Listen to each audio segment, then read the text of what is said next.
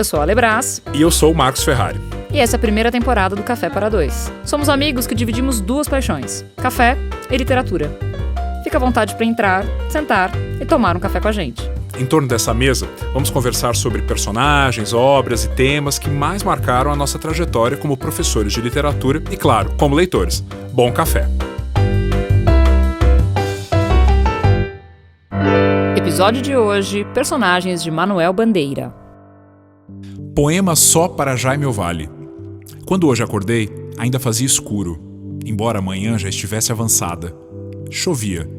Chovia uma triste chuva de resignação, como contraste e consolo ao calor tempestuoso da noite. Então me levantei, bebi o café que eu mesmo preparei, depois me deitei novamente, acendi um cigarro e fiquei pensando, humildemente pensando na vida e nas mulheres que amei. E aí, Ale, por que Manuel Bandeira? Acho que a pergunta poderia ser, né? Por que não Manuel Bandeira?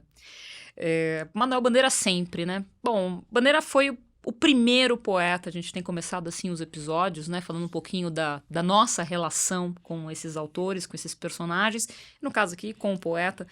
E foi o primeiro poeta que teve um alumbramento, para pegar o termo do Davi Arrigucci, sobre a minha vida, assim. Foi um encontro muito simbólico para mim, a poesia do Manuel Bandeira, né? Diferentemente de outros autores que às vezes exigem um pouquinho mais de tempo, de maturidade, de percurso literário, de leitura, né? De trajetória, para que a gente consiga entrar na obra. O Bandeira foi uma coisa assim, uma conexão imediata. Uhum. Eu li Manuel Bandeira e eu já sabia que aquilo ia ter para sempre uma representatividade e uma força muito grande dentro do meu rol literário mesmo, dos autores que eu admiro, que eu gosto. E a poesia do Manuel Bandeira, para mim, pessoalmente, é uma das poesias que eu mais gosto até hoje. É um autor que eu leio muito, que eu estou sempre lendo, relendo, e com quem eu tenho uma relação já longeva, assim, desde a adolescência, me conectando, lendo, relendo, como depois estudante de letras, como professora, mas sempre muito amalgamada com o Bandeira. E você, qual que é a sua relação com o poeta? Então, é engraçado isso, né? Porque a gente elege os nossos escritores favoritos, aqueles que nos influenciaram, aqueles que nos espantam, aqueles que são difíceis, né? E no caso da poesia, por exemplo, o Drummond. É um grande poeta, um imenso poeta, mas diante dele a gente assume uma posição assim de respeito, né? É uma poesia muito complexa, muito densa. João Cabral é um outro poeta de quem eu gosto muito. E também tenho essa posição de respeito diante da obra que esses poetas fizeram. Agora o Bandeira é diferente. O Bandeira né? é acessível, Acessível. né? O Bandeira é aquele poeta que está no chão, assim, com a gente, né? Vivendo a vida com a gente. Esse poeta próximo, né? Essa voz familiar. Então, acho que desde que, também na adolescência, lendo os poemas do Bandeira, eu acho que ler a poesia do Bandeira é sempre uma descoberta. Sim, e é um passaporte interessante para a literatura de qualidade, né? Porque existe talvez uma ideia de que a literatura de qualidade, ela é necessariamente difícil. Né? Ela é necessariamente inacessível ou que vai exigir, como eu acabei de falar, uma trajetória literária, uma maturidade. E, como você bem falou, Drummond, um grande poeta, o João Cabral e outros, são poetas maravilhosos, a gente se encanta com eles também, mas exigem um pouquinho mais de repertório, talvez. Sim. Né? E no caso do Bandeira, ele é um grande poeta, ele está ali no mesmo rol desses dois poetas que nós citamos, como outros, mas ele é uma conexão imediata por conta talvez dessa coloquialidade que a gente vai falar bastante, essa capacidade de falar sobre o pequeno, que inclusive trouxe um questionamento, que acho que é legal a gente trazer aqui para quem quiser ouvir, falar um pouquinho mais sobre o poeta, saber um pouquinho mais sobre o poeta. Será que o Bandeira é um poeta menor? Né? Será que é um poeta que em termos, hierárquicos, se é que nós poderíamos colocar assim, é um poeta com menos qualidade do que outros? Absolutamente não. Né? Mas o próprio Bandeira se dizia assim, né? Há um poema em que ele faz um balanço, né, da sua obra, da sua existência, e ele diz, né, ao leitor: perdoai, sou poeta menor. Isso é um excesso de modéstia, né, do Manuel Bandeira, tanto que depois o José Paulo Paes, que que é um poeta mais contemporâneo, né? Ele faz uma espécie de um epitáfio para o Manuel Bandeira, em que ele repete, copia, né, essa expressão que o Bandeira criou para si próprio, poeta menor, e começa a repetir a palavra menor no poema, né? Poeta menor, menor, menor, menor. Então o menor vira enorme. E eu acho que essa é uma fórmula muito bonita para pensar no Bandeira, né? O menor e o enorme. Porque é um poeta que você falou da coloquialidade, da simplicidade aparente. Porque ele é simples, mas ele não é simplório, muito menos simplista. Nada na né? poesia é simples, né? Esse olhar para o pequeno, para o menor, para a vida, digamos, banal, prosaica. Mas eu acho que o Bandeira tem um poder como poeta, né? Que tem a ver com a sua sensibilidade e com o seu domínio absoluto da linguagem, né? O Bandeira ele escreveu todos os tipos de poema, desde soneto metrificado até verso livre. Os poemas talvez alguns dos mais experimentais do modernismo saíram da pena do Bandeira. Tinha um talento imenso e um talento de síntese, né? Eu acho que eu, como leitor, às vezes me pego lembrando um verso do Manuel Bandeira. E essa é uma característica do Manuel Bandeira, né? Ele tem versos, e não são poucos, ao longo da nossa conversa, fazendo roteiro para o podcast, ou nas nossas conversas nos cafés, propriamente ditos, a gente lembra, né, de versos, às vezes a gente não lembra do poema inteiro, mas a gente lembra de versos que nos marcam, e marcam versos que valem um poema, né? Aliás, sim. há vários críticos que falam isso, a vida que poderia ter sido e não foi. Passei a vida à toa, ou como num poema que é, assim, talvez o meu preferido do Bandeira, o primeiro que eu li e que realmente me marcou, que é um poema Gesso, um poema de 1924, né, do seu livro O Ritmo Dissoluto, em que ele fala de uma estátua de gesso que ele tinha na casa dele, uma estátua comercial, assim, não é nada artístico, barata, né, também não muito bonita, que um dia ele derruba sem querer, né, Estúpida. Um dia inadvertidamente, mão estúpida, derrubou, ele quebra a estátua em pedaços, fica com raiva, abaixa, recolhe os fragmentos e cola, né, os pedaços da estátua que ele derrubou no chão. E ele diz que essa estátua, depois de reconstruída, claro que ela tá toda colada, a cola tem uma cor diferente, quer dizer, não tá bonito, né? É uma coleção de cacos, né? Ele diz que a estátua ficou muito mais bonita do que era originalmente, porque isso é bem o Bandeira, né? Esse evento cotidiano, caseiro, prosaico, né? Faz com que ele tire dali uma lição. Só é verdadeiramente vivo o que já sofreu.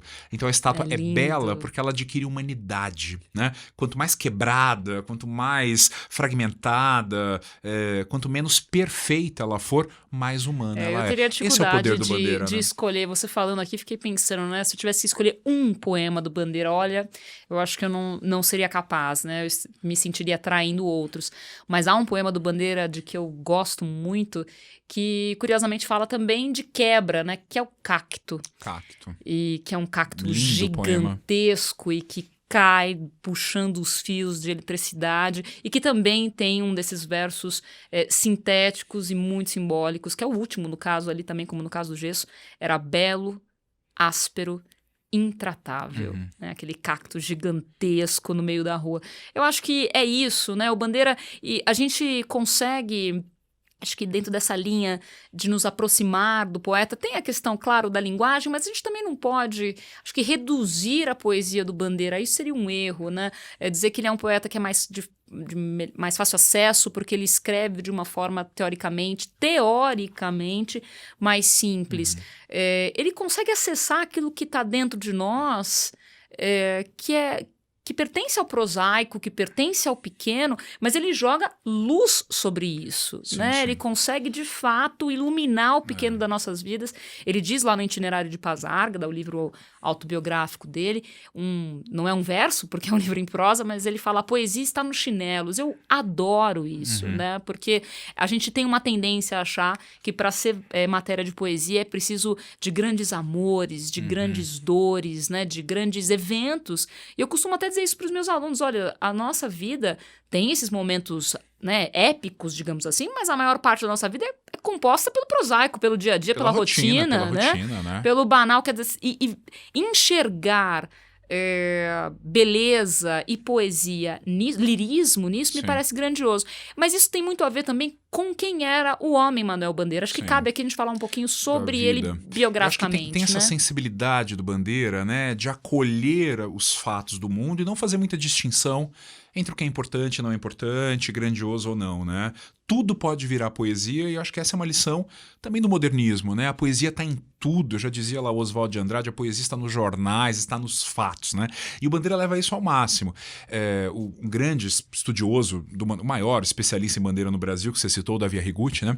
Ele diz que o Bandeira tem uma atitude humilde. E eu acho que a humildade é uma palavra-chave para entender o Bandeira. O grande estudo do Davi Arrigucci sobre Bandeira é humildade, paixão e morte. Né? Título e lindo. o Davi, que é um crítico que se preocupa muito com as palavras, né? Como todos deveriam ser, ele resgata a origem de humilde, que vem de humus, que é chão. Né? Maravilhoso. Então é aquele que está no chão, que é o resto do chão, que é a vida de todo dia, né? Agora, o próprio Bandeira diz num outro poema, né? Eu não faço verso sobre guerras, não faço verso sobre grandes acontecimentos. Isso tem a ver, como você falou, com o olhar desse homem, Manuel Bandeira, né? Sim. E com as circunstâncias da sua vida, que o conduziram para essa poesia que tanto nos marca, tanto nos emociona. Perfeito, né? Porque para quem não sabe, para quem está nos ouvindo, o Manuel Bandeira tinha uma condição de saúde muito complexa, muito delicada, porque ele era tísico. Ele tinha tuberculose, que no início do século XX, na verdade, final do XIX, início do XX, era praticamente como assinar um atestado de óbito ali, era ter uma vida desenganada. Havia antibióticos, não havia... E é interessante, você falou da tísica ou tuberculose, né? Que é uma doença muito associada à literatura. Sim, grandes poetas românticos. Os poetas românticos, todos eram tuberculosos, os que não eram queriam ficar tuberculosos, porque eram todos magros, pálidos, né, umas olheiras imensas. Quer dizer, morriam todos com 20 anos, Castro Alves, Álvares de Azevedo, Fagundes Varela. Então, a tuberculose tinha essa mística de ser uma doença associada uma certa intelectualidade, né? A vida boêmia, né? Herança da literatura romântica. No caso do Bandeira, não foi tão idealizado assim. Exato. Porque a gente falou de poetas que morreram jovens, né? Eram tuberculosos, muitos não se cuidavam porque eram adeptos de uma vida boêmia e morriam com 20. O Álvares de Azevedo morreu com 20, né? O Bandeira morreu com 82 anos, né? Quer dizer... Ela fica esperando a morte a vida inteira e ela não veio, né? A indesejada da gente não veio. Ela atrasou um pouco, porque quando ele... vamos falar um pouquinho do Bandeira para chegar na poesia. Ele nasceu numa família muito abastada, do Recife, uma família tradicionalíssima, né? Era primo do Gilberto Freire, primo de não sei quem mais, uma família de posses, né? Então ele teve ali todas as oportunidades de que ele precisaria para ser o que ele quisesse ser. E ele queria ser arquiteto. O sonho do Bandeira era ser arquiteto, e aos 18 anos ele vem para São Paulo para prestar o vestibular para arquitetura, na época ainda na Escola Politécnica, e ele vem com esse sonho, que era um pouco o sonho do pai e dele, Sim. chega a São Paulo com 18 anos, né, e tem uma hemoptise. Ele tosse sangue, né? Exato. É uma cena bastante cinematográfica, né? Aquele muito característica de quem tem tuberculose, né? E ele acha aquilo, no mínimo, suspeito. Esquisito. Né? Esquisito. Então acorda, o lençol todo manchado de sangue, vai ao médico e vem o diagnóstico. Tuberculose. Bom, aqui a gente não poderia deixar de citar, vamos ao diagnóstico, e ninguém melhor do que o próprio Manuel Bandeira para se diagnosticar. Vamos a isso. Pneumotórax. Febre, hemoptise, dispneia e suores noturnos. A vida inteira que poderia ter sido e que não foi. Tosse, tosse, tosse. Mandou chamar o médico. Diga 33. 33, 33, 33. Respire. O senhor tem uma escavação no pulmão esquerdo e o pulmão direito infiltrado. Então, doutor, não é possível tentar o pneumotórax? Não. A única coisa a fazer é tocar um tango argentino. Pois é, a vida, e a partir de então a vida que poderia ter sido e não foi. Mas veja que ele fala da própria condição, mas nunca de forma revoltada, nunca de forma... É uma postura quase estoica, né? Ele aceita. E com autoironia, né? Só dá pra tocar um tango argentino, ou seja, vai pra casa, sofra, chore, não tem salvação. Eu acho que é interessante a gente falar pra quem tá nos ouvindo também, que essa é uma posição do Bandeira, que é um Bandeira moderno, né? Porque o Bandeira dos primeiros poemas, Isso é verdade. verdade. O Bandeira do Cinza das Horas, que é o primeiro livro do Manuel Bandeira, tem uma postura diferente em relação a esse diagnóstico, né? Tem um poema lindo dele que eu acho aquele Desencanto, que é o poema, um dos primeiros do Cinza das Horas, né? Em que ele termina o poema dizendo: eu faço versos como quem morre. Como quem morre, né? Quer dizer, é um Bandeira ainda muito simbolista, penumbrista. E uma tradição quase romântica ali da segunda geração, uma coisa autocomiserada, né? E com versos ainda metrificados, né? Quer dizer, um poeta ainda muito ligado à tradição da literatura do século XIX. Depois ele ele faz sua libertação para uma literatura mais sem formas fixas, né? Com verso livre, a partir dos anos 20. Do Bandeira, não é o nosso foco aqui, desculpe, Marcos, mas é do Bandeira o poema Os Sapos, que vai ser um dos símbolos da Semana de Arte Moderna, que está em todas as provas vestibulares, livros sobre a semana, enfim, uma quantidade de material imensa, principalmente esse ano, né? 100 anos da semana, e é do Manuel Bandeira. É uma paródia violentíssima dos poetas parnasianos, que eram então os poetas mais assim famosos do Brasil. Ele escreve esse poema, o poema é lido na semana de 22, embora o Bandeira, por ter tido uma crise de tuberculose, não apareceu. Quem leu o Ronald de Carvalho leu o poema Os Sapos. Então, quer dizer, ele descobre a tuberculose aos 18 anos, né? Isso é, como você disse bem, era uma sentença de morte. Já podia encomendar os lírios, o caixão e só esperar a morte, né? E ele sobreviveu 64 anos à doença. Ele até saiu do Brasil, foi para um sanatório na Suíça. Né? Por volta de 1904, 1905, né? Esteve lá, conheceu poetas, né? Teve muito contato com a tradição simbolista. Conheceu um pouco a literatura que se fazia na Europa naquele momento, volta para o Brasil, desiste da arquitetura, quer dizer, se você sabe que sua vida está por um fio, né? Qual o sentido de prestar um vestibular, fazer uma faculdade, construir uma carreira, constituir uma família, se a qualquer momento, né? Esse fio será cortado. Com os alunos, mas é que morrer que é bom, o Bandeira não morre, né? A morte não chega. Pois é, porque não tem data, né? No caso dele, a morte estava próxima, rondando, mas por uma ironia, só uma ironia bandeiriana, né? Ela só chegou, só ceifou a sua vida aos 82 anos. Ao mesmo tempo em que quando a gente fala para os alunos que ele morreu aos 82 anos, a gente fala, eles costumam dizer, então ele viveu a vida inteira, ele teve a sua vida, ele foi enganado, entre aspas, né, essa expectativa da morte que não vem imediata, né, como ele achava que viria. No entanto, a gente não pode esquecer que, apesar de fato, ele ter tido uma vida longeva, ele teve uma vida cerceada. Provisória. Né? Uma vida provisória. Porque é uma vida com a limitação de uma doença. A gente tem inúmeros relatos feitos pelo próprio Manuel Bandeira, né, no itinerário de Paz-Árgada, de uma quantidade grande de internações, de vezes em que ele ficava em casa, em que ele estava com a saúde mais delicada, mais frágil, o que acaba criando, de uma certa maneira, ou que acaba se refletindo, digamos assim, na sua obra, de maneira que a gente pode pensar que a vida em sua plenitude para Manuel Bandeira só aconteceu no verso. Sim, ele viveu na poesia. Ele não podia viver pelas limitações de saúde. Exatamente. Né? Ele vai dizer na abertura de um dos seus livros que a poesia é a sua vida verdadeira. Né? É ali que ele se realiza, é ali que o amor aparece, que o erotismo aparece, que a memória aparece, e é ali em que ele também encontra formas de escapar dessa sua condição limitante.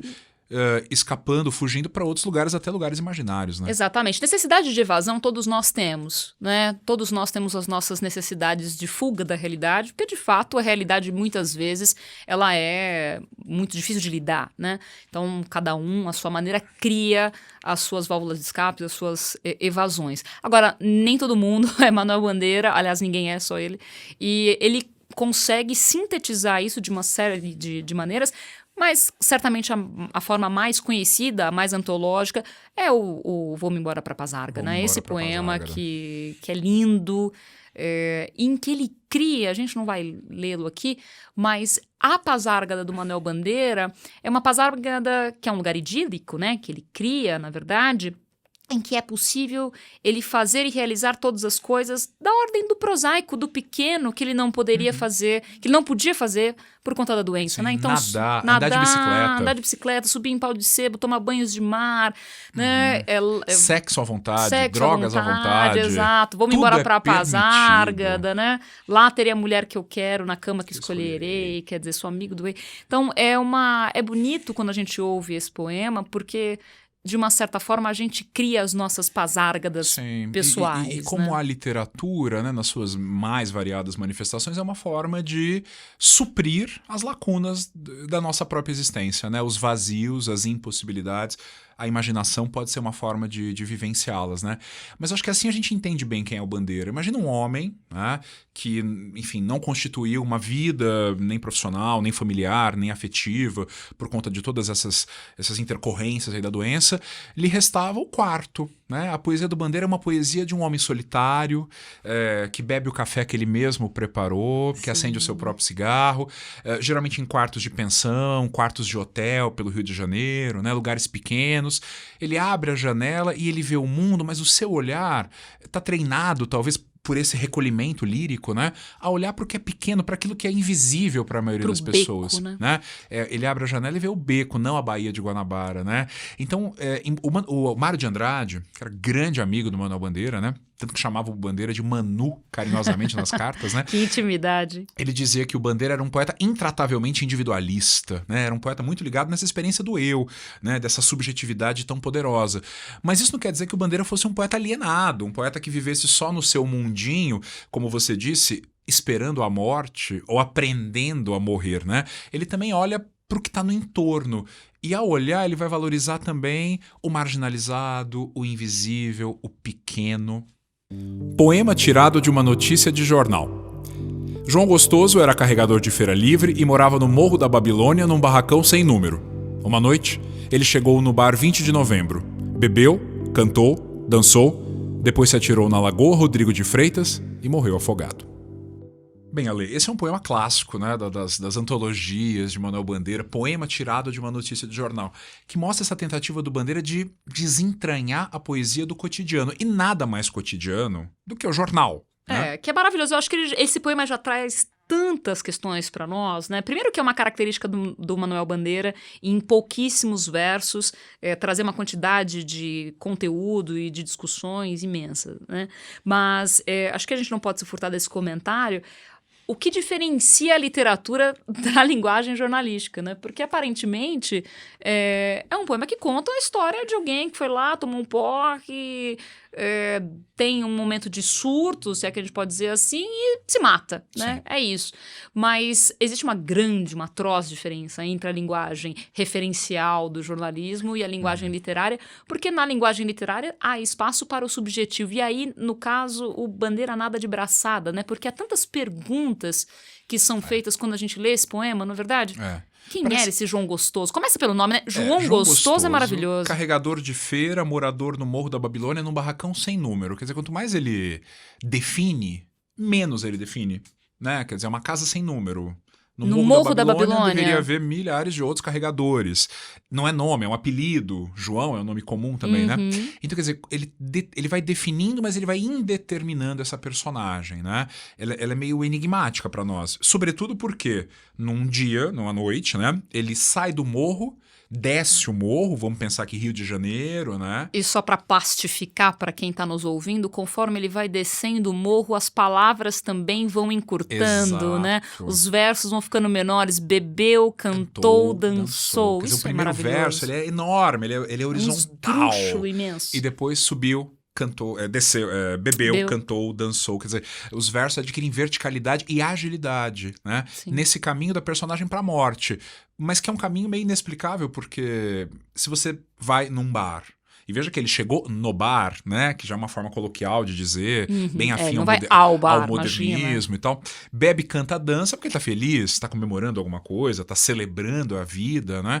E logo depois ele não é que ele cai na lagoa, ele se joga na Lagoa Rodrigo Exatamente, de Freitas. Se atira, o verbo é esse, se morre atira. Afogado. E fica esse questionamento, né? O que faz esse homem que teoricamente estava celebrando alguma coisa? Se atirar na Lagoa, na Lagoa Rodrigo de Freitas, né? E veja, né? Quer dizer, talvez no jornal essa notícia nos passasse despercebida, né? Sim, é mais um fato de um Zé Ninguém. De um Zé Ninguém que morreu afogado, que saiu do bar, caiu na lagoa e tal.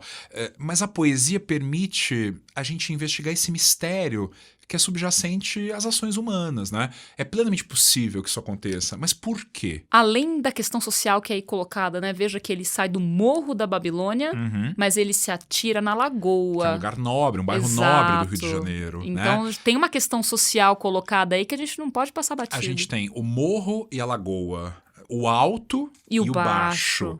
o rico e o pobre. Assim como a gente tem a alegria e a tristeza, a vida e a morte.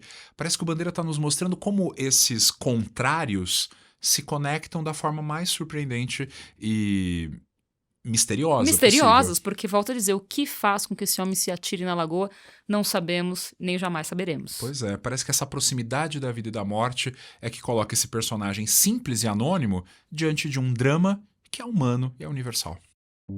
Irene no céu. Irene preta, Irene boa, Irene sempre de bom humor. Imagine Irene entrando no céu. Licença, meu branco. E São Pedro Bonachão. Entra, Irene. Você não precisa pedir licença.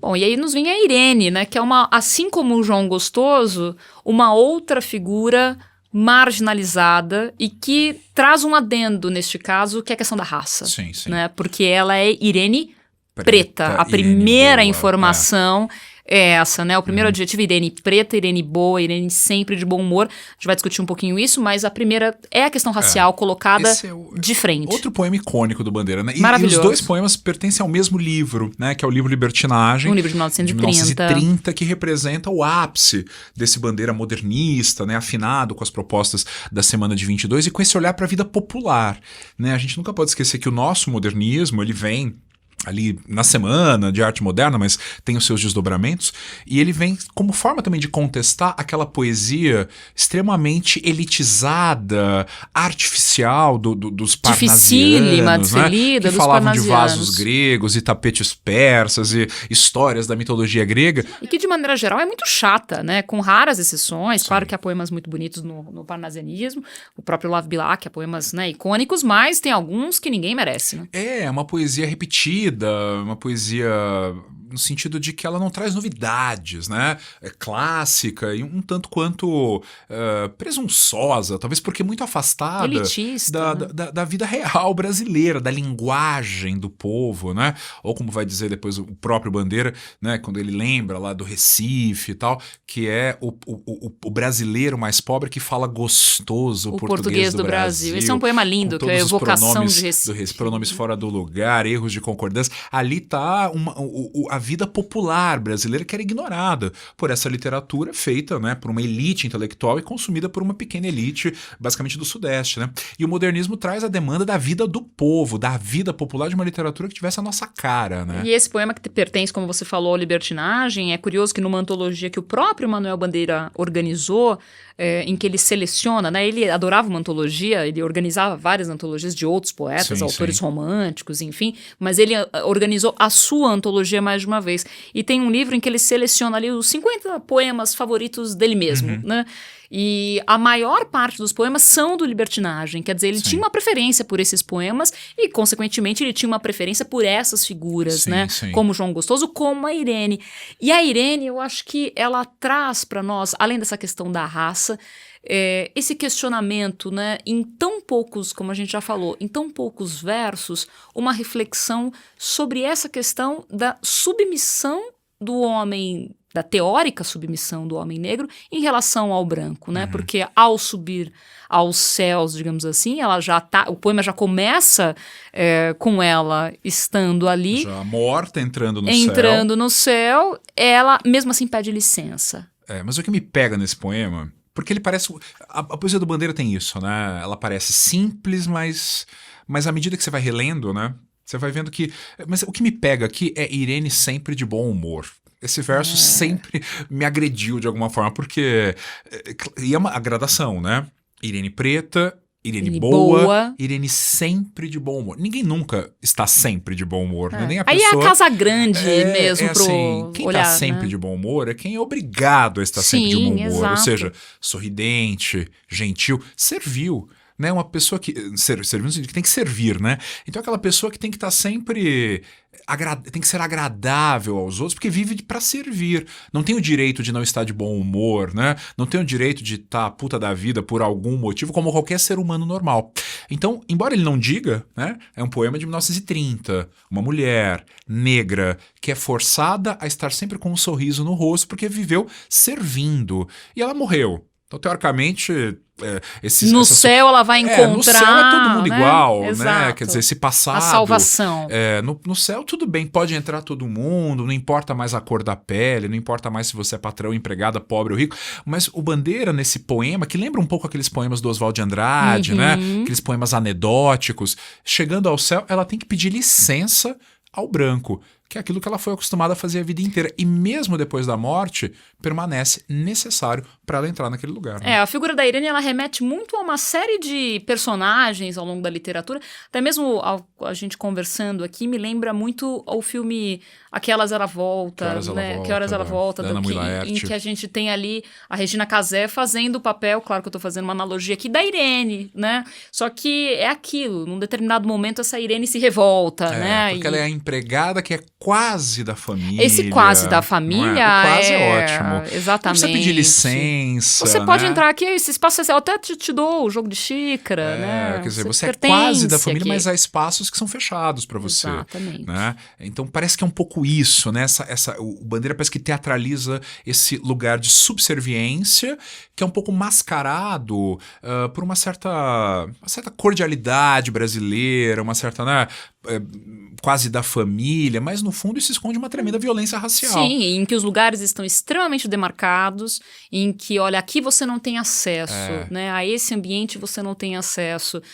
Eu acho, na verdade, um poema que tem uma criticidade muito grande, mascarada, como você disse, mas que tem. E uma leitura mais superficial ou mais ingênua, talvez a palavra seja essa, não esconde isso, porque você pode encarar essa Irene como...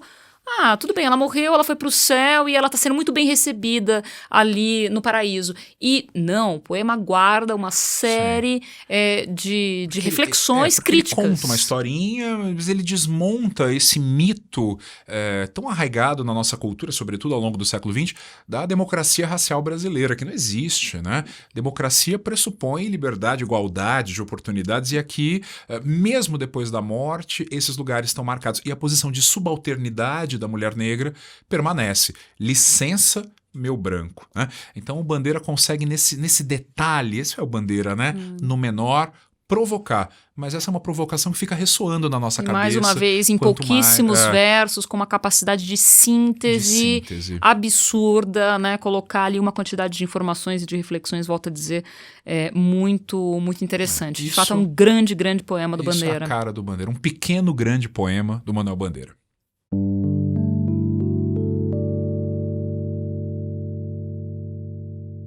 Bom, e é isso, né? Se a gente tivesse que fazer uma seleção aqui dos principais temas do Bandeira, certamente todos eles girariam em torno desse prosaico, desse pequeno, desse coloquial. Há outros, né? Claro, a infância, como a gente elencou ali, o Evocação do Recife, que é um belíssimo poema, né? E poemas eróticos do Bandeira que também são lindíssimos. Há outras temáticas que são pungentes, mas acho que é interessante a gente finalizar esse episódio falando da temática da morte, né? Porque a morte sempre foi algo em torno do Bandeira, por conta de tudo aquilo que a gente já falou, a questão da tuberculose e essa expectativa de uma morte sempre por vir, que acabou demorando 82 anos, como a gente também já comentou, mas ele fez uma série de poemas que remetem a essa questão e com tons diferentes. Isso eu acho muito interessante, porque você tem desde poemas como O Último Poema, né, o último poema, que é belíssimo. Lindíssimo, e que também tem um desses versos que sintetizam, que valem o poema inteiro, né, de uma certa forma, a paixão dos suicidas que se matam sem explicação. Que de certa forma nos conecta lá com o nosso João Gostoso, exatamente, né? Suicidas perfeito, que se matam sem explicação. Outros poemas com um tom mais jocoso, né, como Quando é Indesejável da Gente Chegar, né? E esse em particular, né, o Consoada, que eu acho perfeito. que dessa série de poemas em que o Bandeira encara a morte, me parece que o Bandeira usa a poesia para aprender a morrer, né? aprender a encarar a morte como uma coisa natural. Ele usa a poesia para elaborar a sua trajetória até a morte. Se preparar, né? Tanto que esse poema Consoada é uma refeição que se faz à noite, né? Uma refeição leve, e ele prepara a mesa para quando a indesejada das gentes, que é uma bela forma de tratar a morte, né? Chegar, ele não sabe como ela vai ser, se ela vai ser dura, caroável, talvez ele diga oi, pode entrar e tal. Mas ele diz uma coisa muito bonita nesse poema, que eu acho que sintetiza talvez a relação que nós todos deveríamos ter com a morte, com a finitude, né? Porque a gente não é obrigado a pensar nela. O Bandeira foi obrigado. A gente não pensa em quando vai morrer, a gente acha que é eterno, né? A gente não faz planos. O Bandeira foi obrigado a conviver estreitamente com ela, né? E ele diz que quando a morte chegar, ela vai encontrar o campo lavrado, a mesa posta, a casa limpa, com cada coisa em seu lugar. Né? Imagina se alguém chegasse pra mim hoje e dissesse, você vai morrer amanhã, né? Atropelado por um caminhão. Então, eu ia dizer, não, eu tenho muita coisa pra fazer, muita coisa pra terminar, muita viver. Dívida pra pagar, né? E o Bandeira diz, não, pode vir, pode Estou descer pronto. à noite com os seus sortilégios. Quer outro... dizer, pode chegar, tá tudo arrumado, desde a mesa, que é a casa, né? Até o campo, que é o trabalho. A vida tá organizada. A morte pode chegar e ela não desestabiliza a vida. Ela faz parte. Porque ele tá esperando por ela há muito tempo. Eu gosto muito de um outro poema também, em que ele cita a questão da morte novamente, que é o Momento num Café. Né? Em que o enterro passa e os homens tiram o chapéu ali meio que maquinalmente, numa posição de respeito, mas apenas um olha para aquele enterro, né? Olha para aquele caixão e faz um gesto mais demorado, mais largo, porque entende, e ele termina, né, que a vida é traição e saudava a matéria que passava liberta para sempre da alma extinta. Quer dizer, alguém percebe que existe uma solenidade. Há vários outros, a gente poderia ficar aqui falando... Mas esse do Momento no Café, quer dizer, esse homem que se descobre num gesto largo e demorado é o Bandeira. Sim. Porque ele vê o caixão e ele diz, e ele entende, sou eu, né? Amanhã sou eu. A morte não é uma coisa que você pode simplesmente... Os outros tiram o chapéu porque é respeitoso, mas eles continuam a falar, eles estão num café, né? Continuam a falar porque estão confiantes na vida, né? Mergulhados na vida. E tem um homem que olha a morte e entende que é o destino de todo mundo, né? Exato. Coisa que a maioria das pessoas não pensa. Então, acho que o Bandeira, ele se coloca nesse lugar de exigir que a gente pense na finitude e encare com naturalidade como ele encarou, acho né? Lindo esses diversos olhares. Eu acho que ele trata da morte de perspectivas diferentes, com tons diferentes, às vezes com um tom mais solene, como no caso do Momento no Café, às vezes com um tom mais irônico, mais jocoso, como no Consoada. Tem o poema de Finados também, que ele fala, né, olha, vai visitar o túmulo do pai, mas na verdade eu estou morto ali, quer dizer, o filho tem mais flores precisão. Pro filho, que o filho tem mais precisão. São muitos os poemas e são todos, assim, lindos e muito simbólicos, mas nós elegemos aqui para finalizar, para amarrar o nosso episódio sobre Manuel Bandeira, e vale dizer que definitivamente não foi uma tarefa fácil, né, Marcos, fazer a seleção dos poemas, sim. Porque todos a gente teve que ir recortando, todos. É um poeta de que a gente gosta muito, e é sempre aquela coisa, né, você seleciona um, mas parece que tem um outro, aí você tá, é uma posição meio de traição, poxa, por que eu não escolhi aquele lá?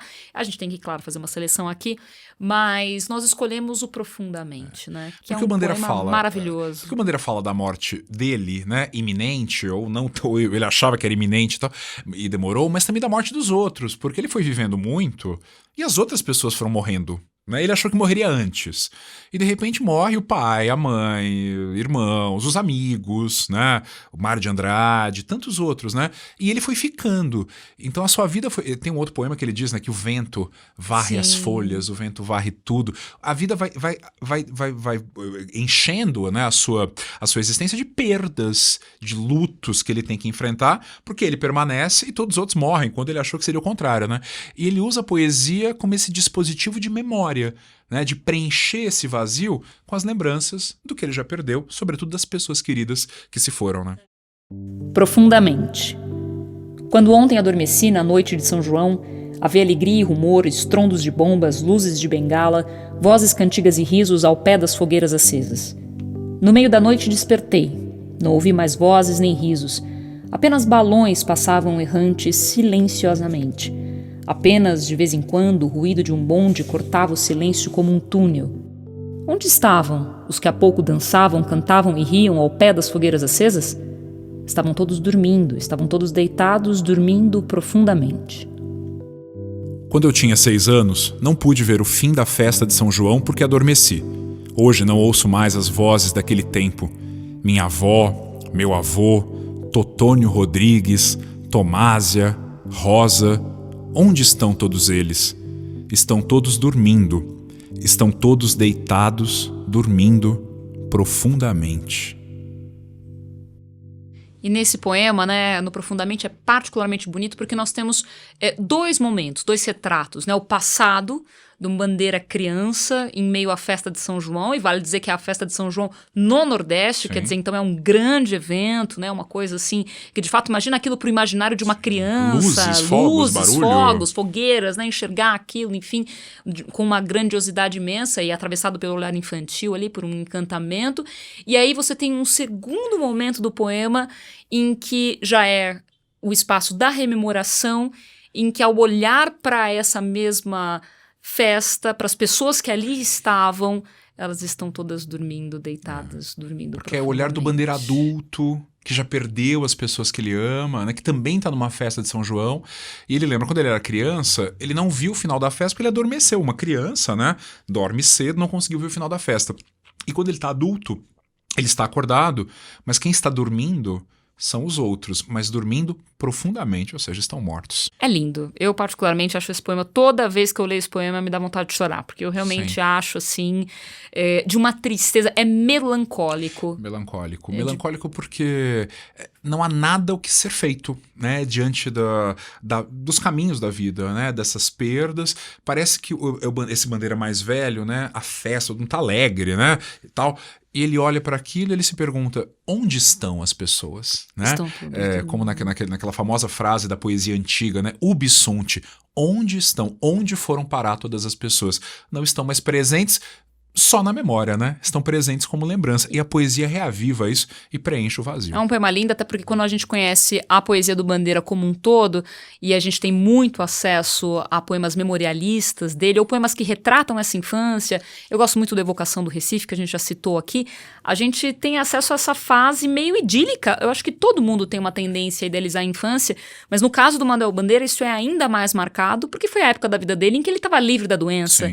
Né? Então, assim, se todos nós, quanto mais velhos, a gente vai ficando mais, a gente vai vendo a nossa infância como um período maravilhoso. Imagina, né, para alguém cuja infância foi o único período em que ele teoricamente era saudável. Uhum. E aí, quando você lê os poemas do Bandeira em que ele fala muito, né, sobre as brincadeiras de roda, sobre as cantigas, sobre as pessoas que frequentavam a casa dele, Totônio Rodrigues, Tomásia, Rosa, enfim, personagens que aparecem e de repente essas pessoas estão mortas, né? E ele ficou, é o olhar de quem fica. Sim. Por isso que é um poema muito triste, muito melancólico e muito lindo, né? Talvez porque a beleza muitas vezes esteja e caminhe junto aí da melancolia e da tristeza. A beleza, ela traz sempre essa contraparte melancólica, né? Esse olhar de um tuberculoso e poeta.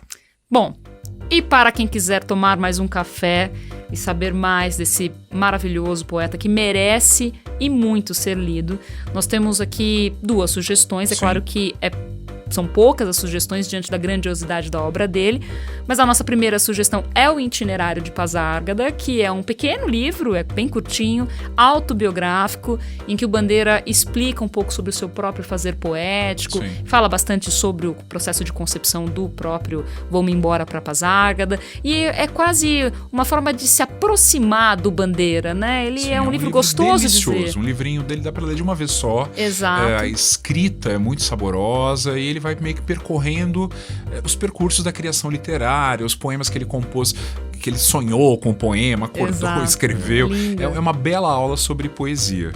E claro, ler a poesia do Bandeira, né? Acho que a ideia aqui foi convidar quem tá ouvindo a mergulhar nessa poesia.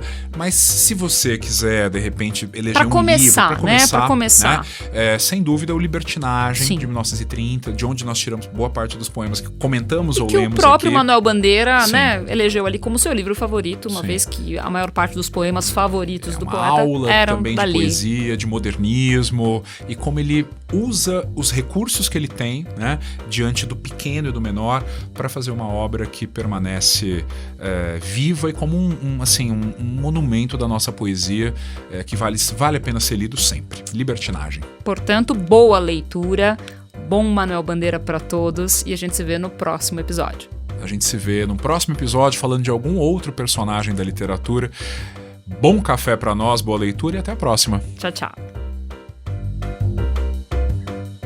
E esse foi o Café para Dois, o podcast para quem, assim como nós, bebe literatura.